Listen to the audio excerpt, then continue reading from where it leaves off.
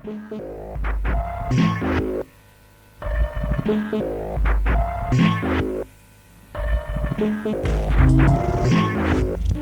Alan. Oh, Richard, how you doing? All right, thanks. How are you? I'm good. I'm good. What have you been up Looking to forward to today? this. No, Having a bit of a likewise. chat about Mummies and Madmen.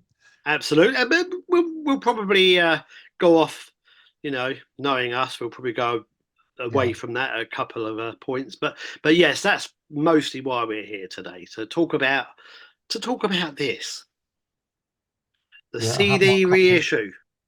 Brilliant. Yeah. I've got these little Uh, stickers as well. I haven't got a sticker. I feel I'll send you deprived. one. I'll send you one. Oh, Or three, please, or three, thanks. or four. I'll probably have to pay 20 zloty in customs. I might not get Uh, through customs based on yeah. my past experience. Well, you can send it to my parents' address. Like, Yeah. We can send it. Yeah. size of it. Yes, that's it. Yeah. But yeah, I wouldn't mind having one of those. Thanks, just for Oh, yeah. Yeah, you posterity's can do. sake. But you You can can. send it to my parents' address. So anyway, Yeah. but because obviously I'm over in a few weeks. Um, yeah, we're here to talk about this. Obviously, this is a reissue of a cassette that first appeared on Slob tapes in Yes. 1984. How many did you do? 1984. Yeah. Well, it Oh, wasn't there's me the that was original. doing it. That is the original. Oh, Oh, there brilliant. it is. Okay. A So collector's item.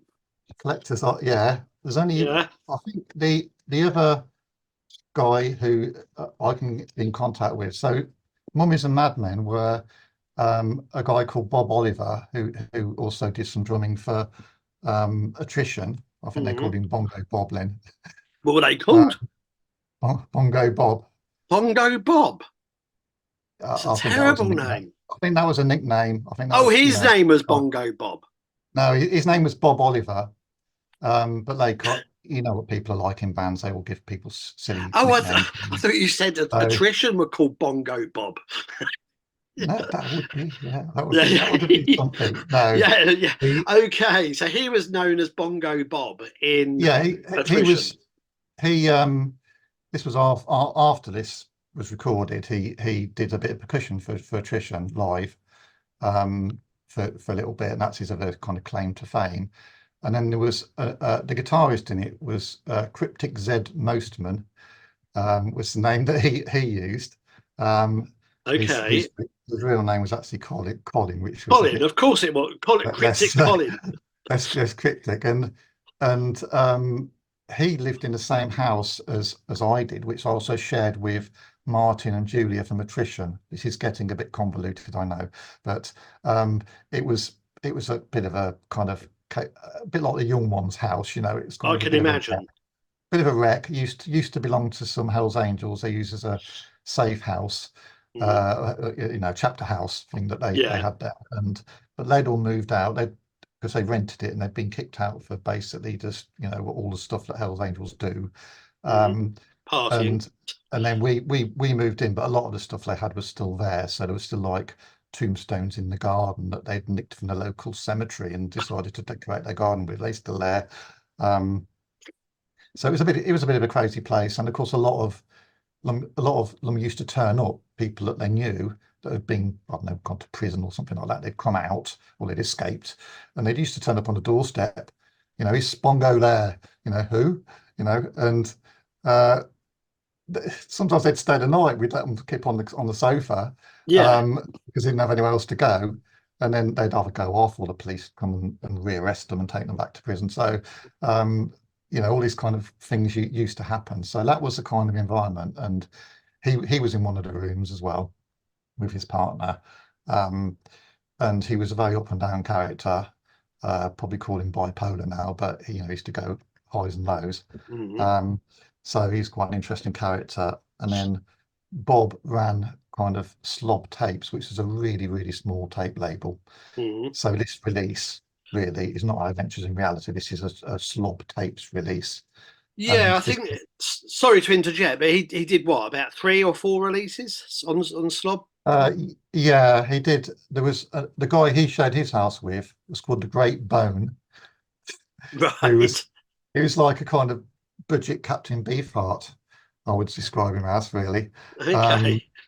got glasses, kind of loud character, specky kind of character, sang very much like Captain Beefheart, and they had a band, the Great Bone and the Four A Day Men, and they did stuff. It's really small, very obscure. I don't think anything survives from that. Probably a good thing. And so, and that was on the other side of town. So, but we knew each other, and we just I used to go around there. They he used to make homebrew. Do you remember home? He used to always make homebrew in his big I like did, plastic yeah. I buckets. didn't do it. It was cheap. We were aspiring Um, middle class. oh right, well, Yeah. uh, I you probably didn't wouldn't hang buy around with that. me. I No, knew people. well, I did know some what we would call Gumby punks that would do that. Did you ever use that term, Gumby no, punks? never heard that. Oh, No. yeah, the ones that liked all this kind of street end of it, and of punk, and that they were Yes. known for making, for doing homebrew. It was good. It would do the rounds at parties, but anyway, yeah, it wasn't Well, my this part of my was background. it was cheap, and it was always bitter because you couldn't get anything that had any to put fizz into stuff like lager. So it was always bitter, and it was always really kind of hoppy tasting, should I say? Because being impatient, you never really waited for it to brew fully before you started drinking it. So it was always sort of semi-fermenting all the time, Mm, and it had this kind of very hallucinogenic effect because it was very strong. mm. But that I think that helped actually. So that influenced a lot of the stuff that he was doing. Certainly, Okay. I think, and also with Mummies and Madmen, it was one of those kind of things that you do when you go, hey, let's just record something, and you think of some strange name. He did all the artwork for that, which is very Okay. good. Which people have said it looks a bit like the fetus, scraping fetus Yes, of stuff. course. It does a bit, but Fetus was influenced by Russian That's constructivism through right. Chinese art, and takes the same influences. This came out probably just before that did actually, so it's slightly ahead I of was it. thinking But that Will Sargent also used some of the same source material for his was it the themes for Grind album, or Weird as Fish, I think, also Chinese art and constructivism as well. So you weren't yeah, alone. It was purely coincidental, and back then, unless you saw the records in a record shop, the Fetus records or whatever, you wouldn't have known anyway. Or this stuff wasn't getting huge publicity or anything. So how would you have yeah. known about the Fetus thing, even if you know I think it was he more the art. The art influence was really, yeah, yeah, more than the musical influence really, because the kind of music that influenced this was Captain Beefheart. So Trout Mouse Replica was something we were playing at the time, which is mm, sounds a lot better after a bit of homebrew, I have to say.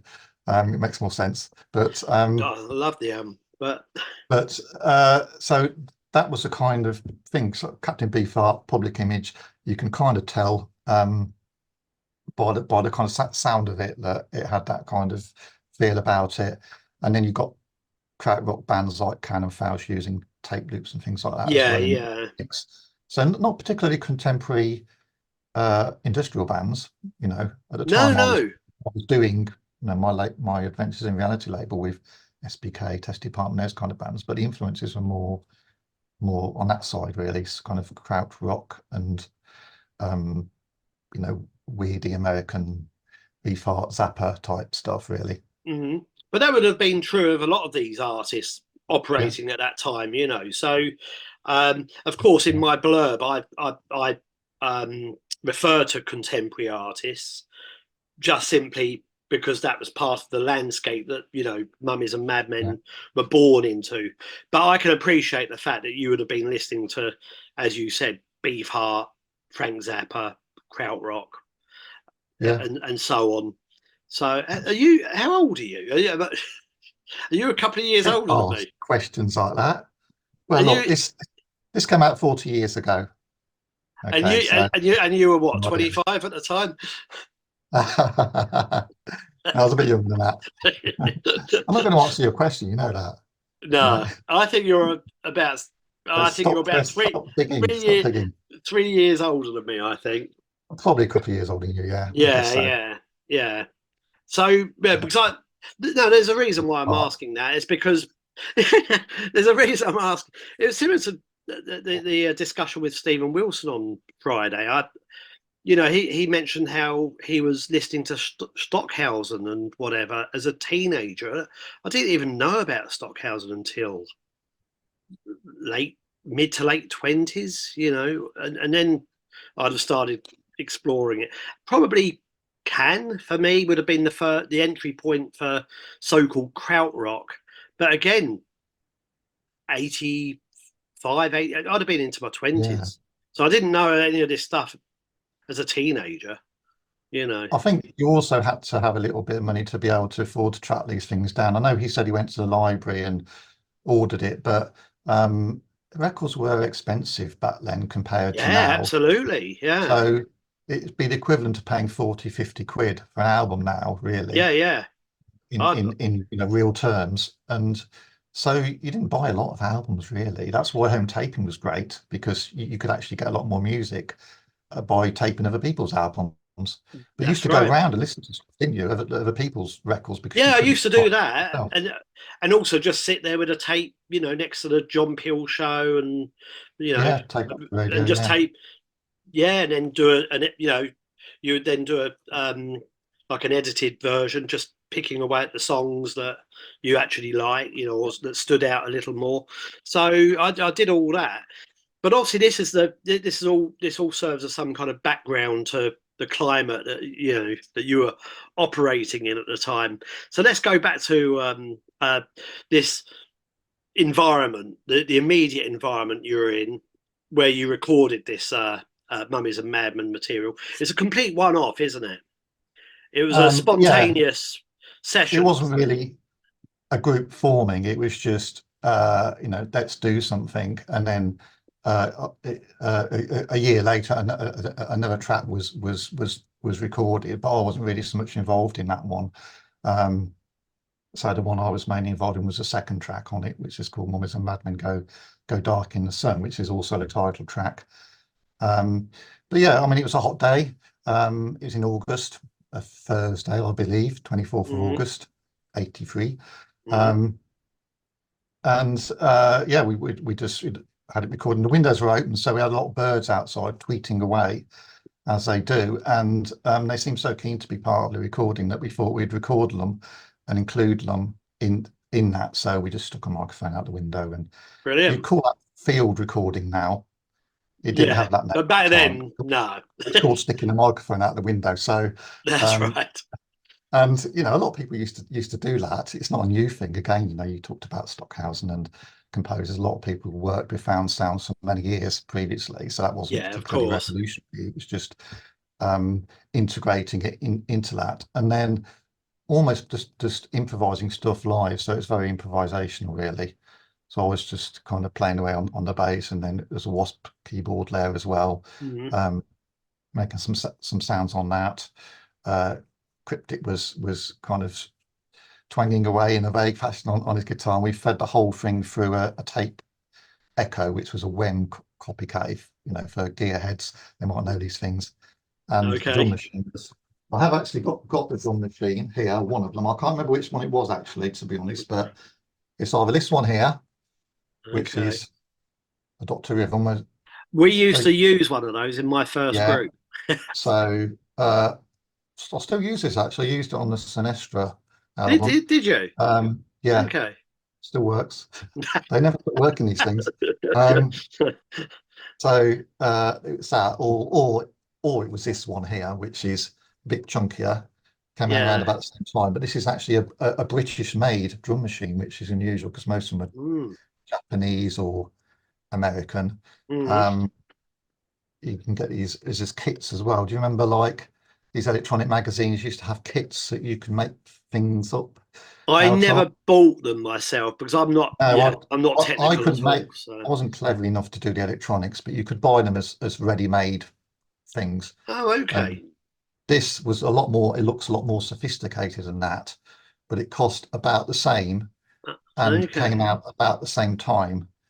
and it was British. Yeah. So Oh, God save the king, God the save queen. the Queen, Yeah. whoever. Yeah. Rule Queen. Britannia. Yeah, and it just basically just whacked up the speed maximum, so it got this kind of throbbing sound going, and that was the rhythm. Okay. So, so programming rhythms was probably a bit of uh, you know, exaggeration, really. It was like sped up so much, it was just like a throbbing sound, Yeah. which I thought was better than having just a boom chick kind of stuff, which is all you could do with these machines at the time. Yeah. Yeah. But very effective. I mean, both tracks on this Mummies and Madmen release are really, they're definitely of their time.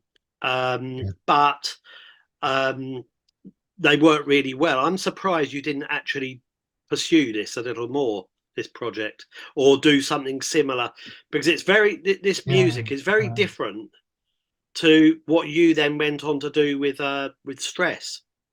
Uh, Yeah, it was, yeah. yeah, there might be some crossover to a certain extent in terms of ideas or whatever, but or the approach to music, but the actual execution itself is far different, you know.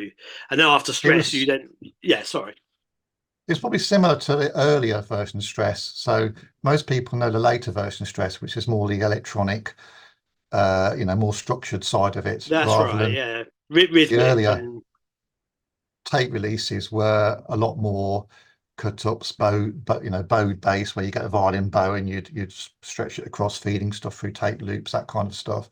That's where a lot of the Stress stuff started out, and then it went into that more electronic stuff. So it was more in that kind of vein, really. mm. So it wasn't completely disassociated from it, but yeah, I guess I'm kind of coming back to it now more with Senestra trying to Yeah, we'll go into bring Senestra it in a out. minute. So, but what happened to Bongo Bob and Cryptic? What Uh, became of them? Are they still are they yeah, still yeah. friends? But Bob is still around, still in contact with Bob. I think he's a bit bemused about the idea of this thing coming out again, Really? because he's not been involved in it for a long time. I don't think in Uh, music or anything since uh, Swap Tapes, really, and since attrition. okay. So he wasn't So that happy about this release. no, well, it's not that he wasn't happy about it. He knew about it. I think it was unexpected, because Oh, I see. Okay. yeah, Ah, things like that. So, but I mean, obviously, Mummies and Madmen is very much, it's he put out Slob Tape, so it's his kind of thing. So, it's a good thing to have out, I think, after all this time, because normally it'd just be lost, gone. So, absolutely. it's come back, and I think, it's nice to have his design up there, and it looks quite nice on the inside too. Yeah, it would have been So this, lovely if the original plan was to for me to release it on vinyl, and yeah, I, well, good. it was just too expensive, unfortunately.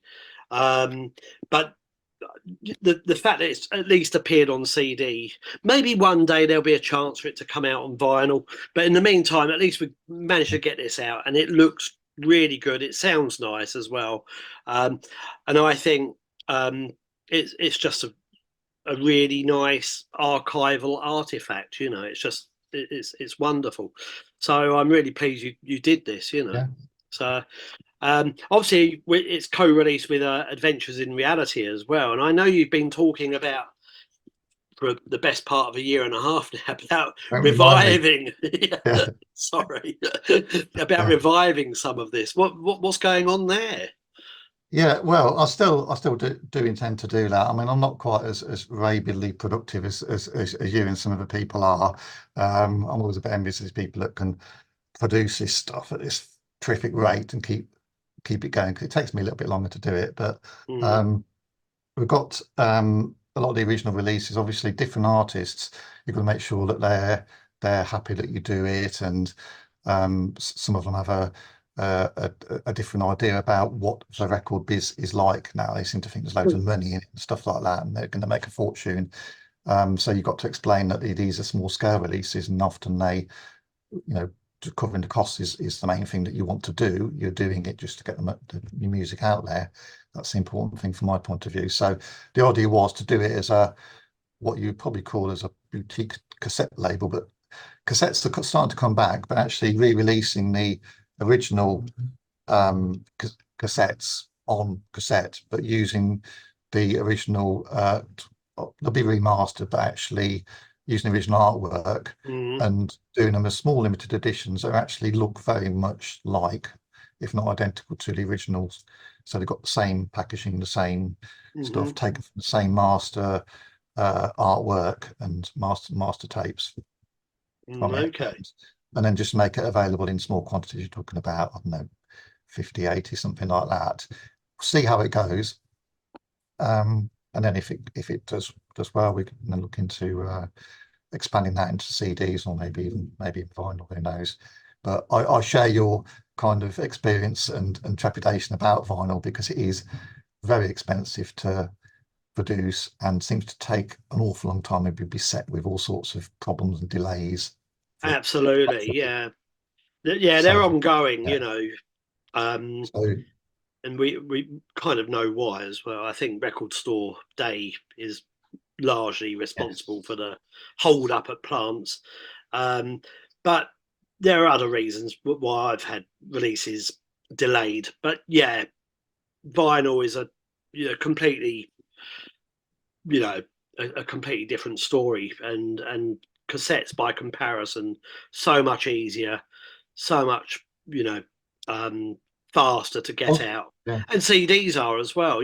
So you didn't think about the CD route as being an option, Yeah, or first I was going to just do it as a kind of I suppose, collector's thing, really. So to see the cassettes, I was going to actually be copying here, rather than getting them bulk copied, and do it as that route, and then look at the CD thing. So kind of easing myself into it, I guess, rather than doing it as a big bang thing, because I'm doing trying to do other stuff as well. There's obviously the Third Mind book. I'm still trying to work on that slowly. I know it's a bit yeah. frustrating, the speed of it, but I'm trying to get Oh, that done don't for worry, I know you. how it is. Um, and also writing a lot of stuff for Outside Left as well, which I'm, I'm using to try and publicise this kind of music more. Really, trying Yeah. to get it out there, a little bit to a different audience, really, rather than just there's a few sites that will review it, but there's not that many of them, really. So No, I take my hat off to you for doing that. I trying think to promote the it. problem, well, the problem is, you know, this area of music is so insular, isn't it? And you you pretty much just got the same network of people kind of bouncing releases between, and reviews and everything else. It's really tightly knit, and so I think what you're trying to do with Outside Left, with your work for that, is really admirable, because I think that we all want more people to listen to this kind of music, and if anybody denies that, then they're A, an idiot, and B, lying, so I wouldn't trust them. But so I think anybody that tries to that little break away from that little community, which is well, I mean, maybe that's the wrong word, because I don't feel part of a community, but this microcosmic bubble that we're all kind of embroiled in. I think if you're trying to break away from that and you're trying to do something outside of that, brilliant. So I think It's that a bit like Stephen Wilson was saying, even if a few people get turned onto it and didn't realise that this stuff was out there, and they kind of stumble across it because they're looking for something else and they find it on the site, um, then that's a good thing, because every one person that does it, they might play it to somebody else. It just starts to grow it.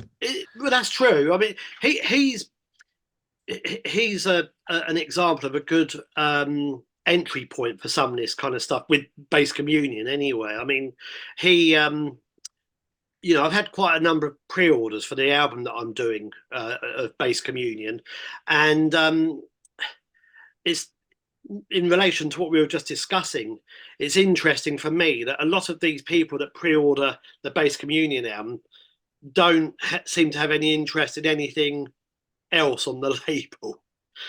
But maybe three people have also ordered some other stuff, either out of curiosity or because they're genuinely aware, already aware or know something about this other stuff. But I would say most of them won't break up. So it's a good analogy, really, for how things are generally. People don't generally go outside their comfort zone, So, Yeah, so I think people are quite tribal. I, I do think in some ways people are less tribal than they were perhaps back in the 80s, where you had like goths and punks and people, yeah, they had yeah, that musical style. But some areas are still very, very tribal. And I think, you kind of industrial goth thing, they tend to listen to that and go to those festivals, and they don't listen to an awful lot outside of that. You've got the noise and drone kind of area where that's quite insular as well. And yeah, yeah, I think like you've said in the back, it's you need to listen to all sorts of things really. You shouldn't really, it's all music. You shouldn't really be too snobby and sniffy about things. I listen to a lot of stuff. I like old punk stuff. I like stuff with guitars. It's not just only synths will do, and it's got to be weirdy synth music and that's it. I don't sit here in the dark listening to that all day long. no, no, of Um, course. you just it's part of of art and creativity and music and it's entertainment as well. People forget that music is part of entertainment. It's supposed to Yeah, be something people are you very enjoy. Yeah, sniffy about that word, aren't they? But yeah, it is meant to be entertaining. I'm just looking at what today I had three albums arrive. I've got Peter Gabriel, Radiohead, Einstürzen and Neubauten. So I don't yeah, just listen to you know industrial noise or avant-garde music. Well, mind you, maybe Peter Gabriel's album is a bit avant-garde, but nonetheless, yeah, it's good to be open to everything. And yeah, certainly my collection, probably the same as yours, is all over the place. From the Beatles yeah, to Stockhausen. definitely. Alan, I think this is a good point to actually listen to some of the album. So, should we listen to Mummies and Madmen, uh, Grow Dark in the Sun? Yeah, that's a second track on there. So let's do that, and we'll have a bit of video to go with it as well, and then we'll Brilliant. come back maybe talk about it. Yeah, brilliant. And we'll be back in a in a short while.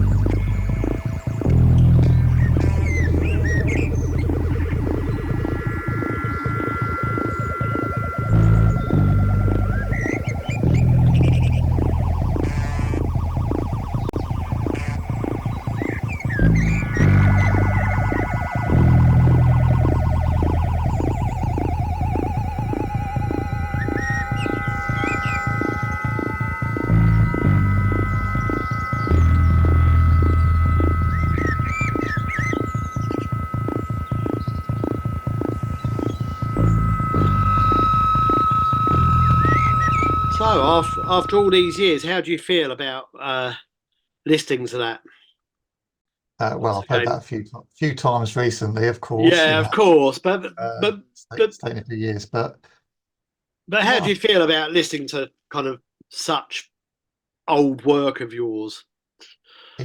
yeah. I mean, as we said earlier, it's 40 years ago. It's frightening, really, that length of time. Mm. Um, and it almost feels like it's a different kind of person. You're listening to it, as if it's somebody else. Because even though I can kind of remember a lot of the detail. I might have hazed some of it a little bit because it's a long time ago. Mhm. Um, it kind of, it brings back to you what was happening within that period. I think it was very early, kind of in the experimental music scene in this country and also internationally. But there was a lot going on at a very small local level. You don't get local things going on quite in the same way anymore, because you've got a global reach and you've got a lot of communication going on over the internet. But it's much more of a physical thing then. You wrote to people, you met them, you had local scenes, you had to go and see them. So it was harder to do things, more physically hard, but it was felt more kind of handmade, if you like, less automated. It's very easy to do it now. Mhm. Of course. Actually quite difficult. So a tape loop was literally a loop of tape, which you'd loop over a chair if you wanted it That's longer. right. Yeah, did the same thing. So that the kind of spontaneous creativity, I think it kind of reminded me of that, and it's good to tap back into that again. I think it shows through in the recording as well because it kind of sounds.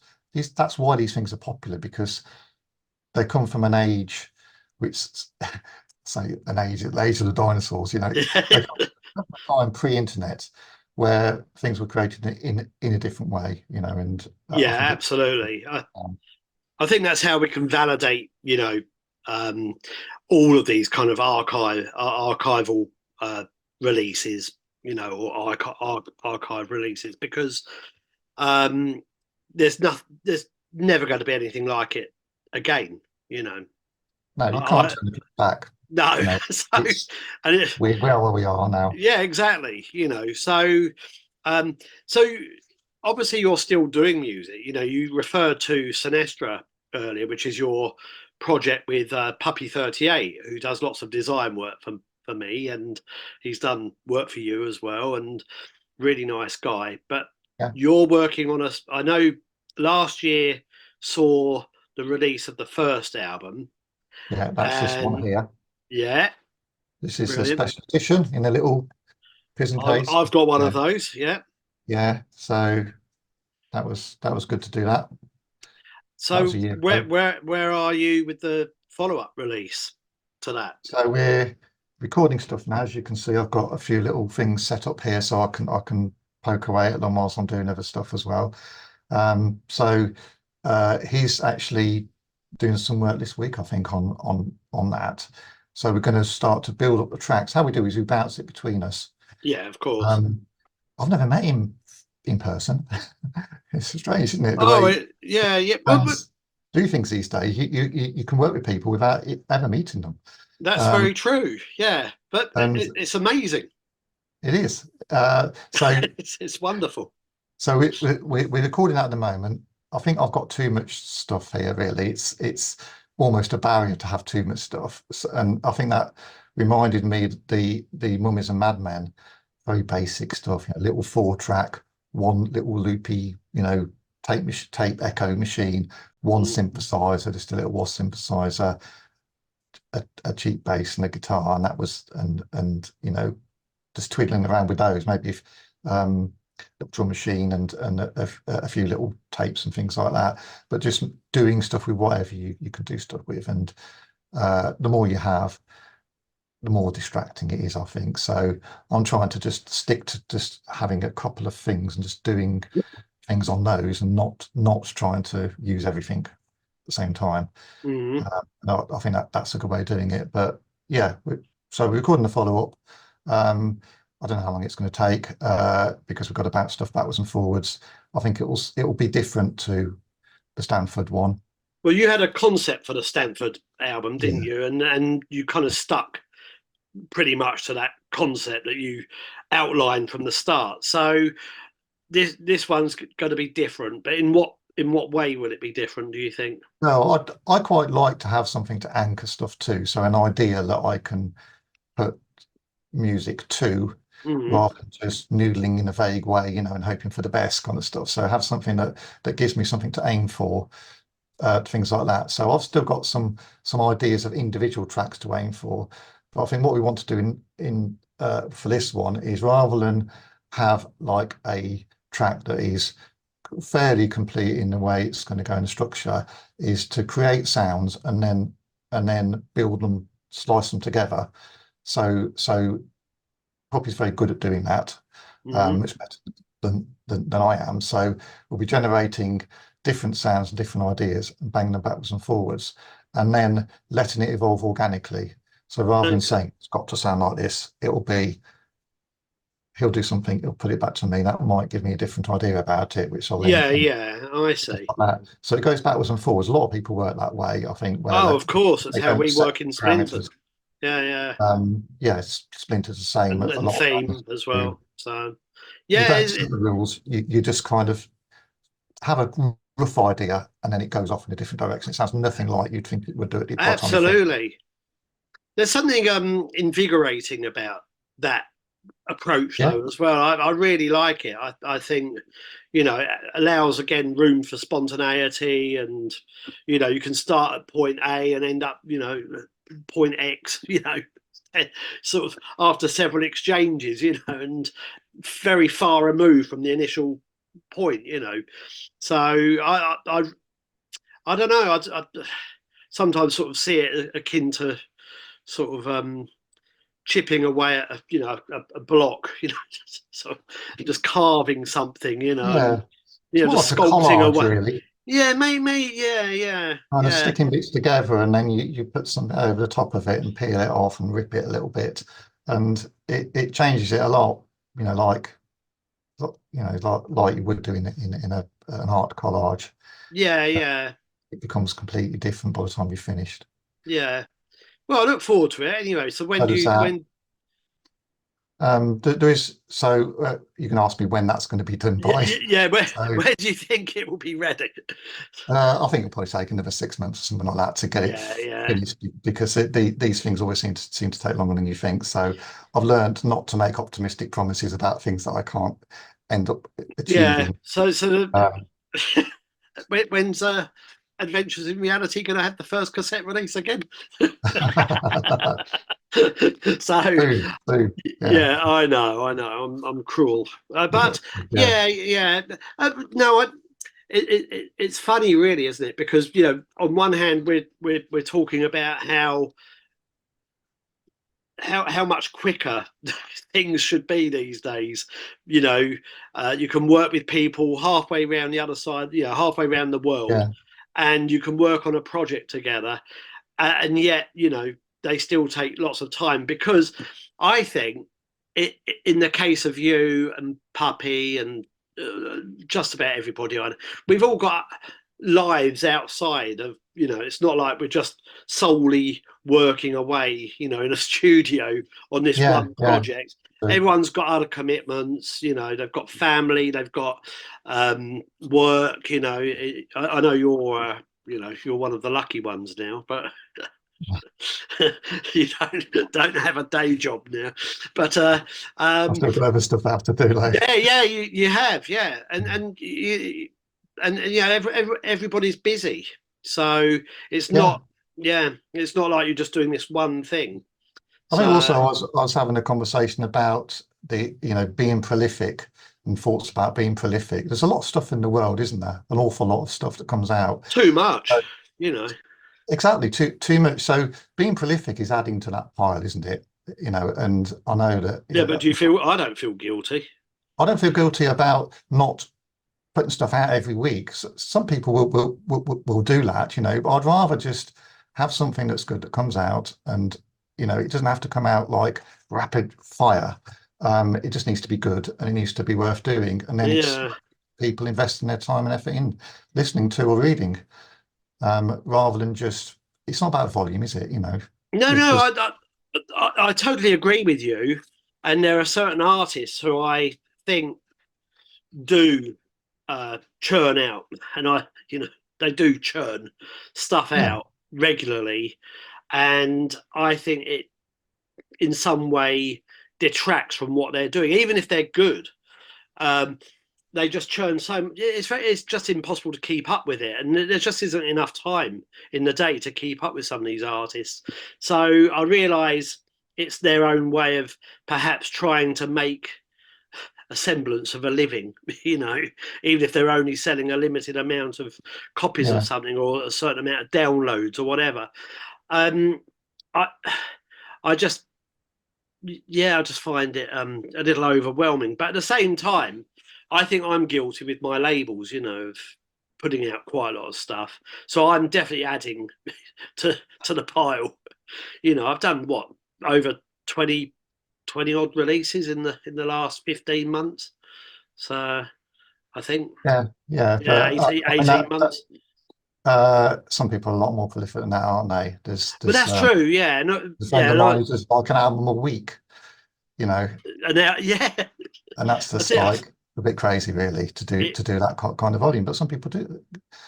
Some people can sustain that. Someone like Ed Yeah, Costello, yeah, he yeah, seems to yeah. be able to do great stuff, all the time. You just I don't know how he And does it, but I've no idea how he does it. I mean, it's incredible. So, you know, there are definitely um, people like Edward who are putting stuff out yeah, regularly, and it's all really high caliber. You know, it's good yeah. quality. He's So, unusual though.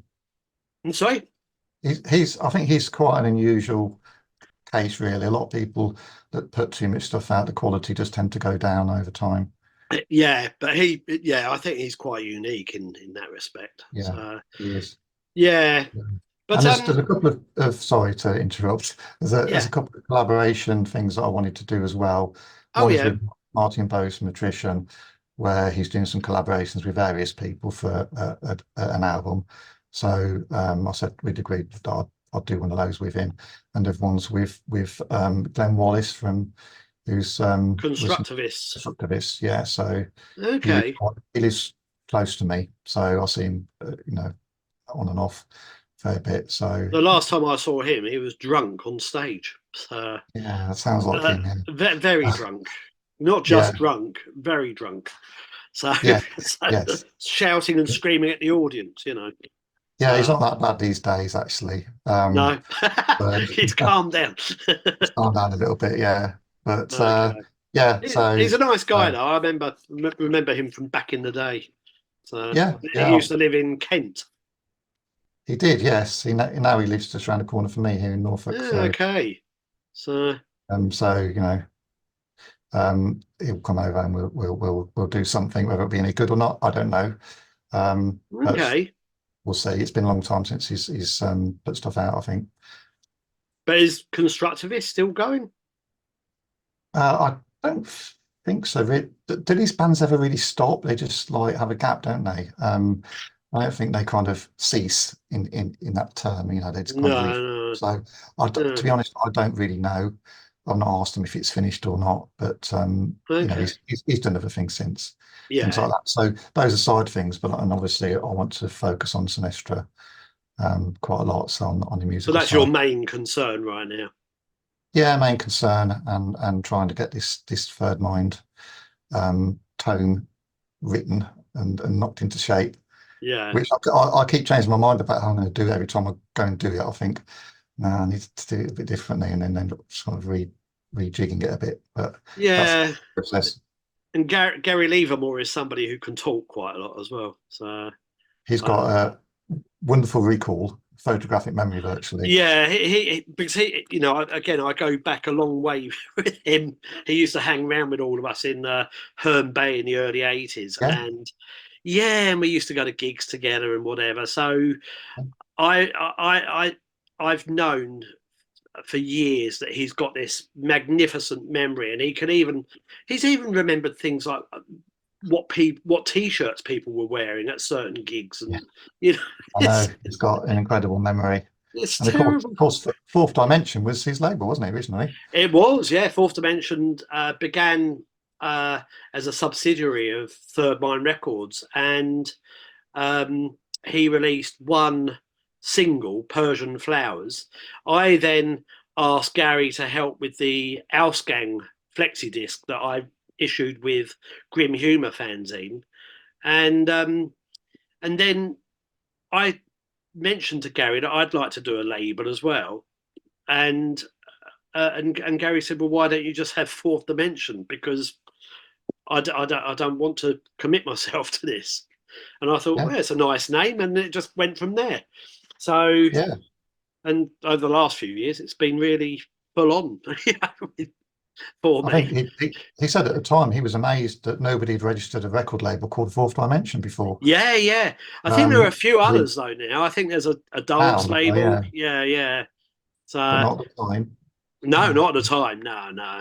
So yeah. So I owe Gary a lot. So Yeah. yeah. So not only inspiring me with my fanzine, but also, Fourth Dimension Records. But I think we've pretty much covered everything related to Mummies and Madmen. What can we say about it that we haven't said? Well, but it's available. Buy a copy. Yeah. Buy a copy. We have copies to buy. Yeah. Via the And Fourth and Dimension there'll be a link. website. Actually, no, Alan. I think this is where we can say, if you live in the UK, buy it from you. So there'll be Yes, please. a link. Yes, Well, you can buy it if you're not in the UK. I don't yeah, mind. yeah. I'm not going to have so many of these. I'm quite privileged in a sense because I've got a distribution. I've got worldwide distribution. I've got a huge network of people that just support me directly. So I think, Alan, in the interest of fairness, we should not even include my details below this. So if you're interested in this, and you should be, then Yeah. the link below will be for getting a copy from Alan. Okay, so not from me. Of course, you can find my details online easy enough as well. But I really want Alan to, he's got a certain amount of copies of this. He needs to recoup his costs, recoup costs. It's as basic as that. Yeah. So, Yeah. and so I want people to go to you if they're interested. And yes, if you're interested in archive work from that kind of post-industrial, post-punk landscape of the late 70s, early 80s, I say it everywhere, but I think this is a wonderful example of the kind of music that that was being created back then. It's really good. I'm happy to have been a part of the reissue story at least. Well, I'm grateful that you are interested in it as well. So, well, feelings mutual. Thank And it's you. got a little bit of press already, which has been quite positive. So yeah, it's not just us saying it's good. Other people think that as well. So yeah, hopefully a few more will follow suit as well. Hopefully there'll be a few more reviews in the near future. But as we've discussed personally, between ourselves, reviews don't really do a huge amount, which is why it's another reason why I think, of course, I love doing reviews. I love writing them. I like reading them, but I've never had any sales because of a review. I don't know if you've experienced anything like that. It's hard to tell, really, isn't it? Where things come from. I mean, sometimes you get one or two there, but you just have to let people know about it through social media, through reviews. Yeah. And just hope that the orders come in. Really, it's very difficult. There's a lot of stuff out there. When I'm writing for Outside Left, get 50 to 60 new releases every week coming in on emails like a tsunami of them, and you can't even listen to them all. No. It's the same for our stuff, really. So you've got to try and get to people however you can, really, and just hope that they that they connect with it. And I think it's a good release. I think it's good that it's come out again. It's not just been lost on a cassette that sold a very few copies at the time. So yeah, I mean, listen to it. Buy a copy. Link below. And link below, yeah. We'll play out with a little bit more of it as well. Okay, and I think you and I, Alan, will be back here on this channel in the near enough future to discuss and maybe with Gary Livermore to discuss the Third Mind book, and possibly we'll be back here anyway. It's always a pleasure talking to you. So, and thank you, and everybody, once again, thanks for watching and listening, and we do our utmost to encourage you to buy a copy. And again, link below. Thank you very much. See you soon, Alan. All right. Thank you. Thank you, Bye-bye. so. Bye. Cheers. Bye-bye.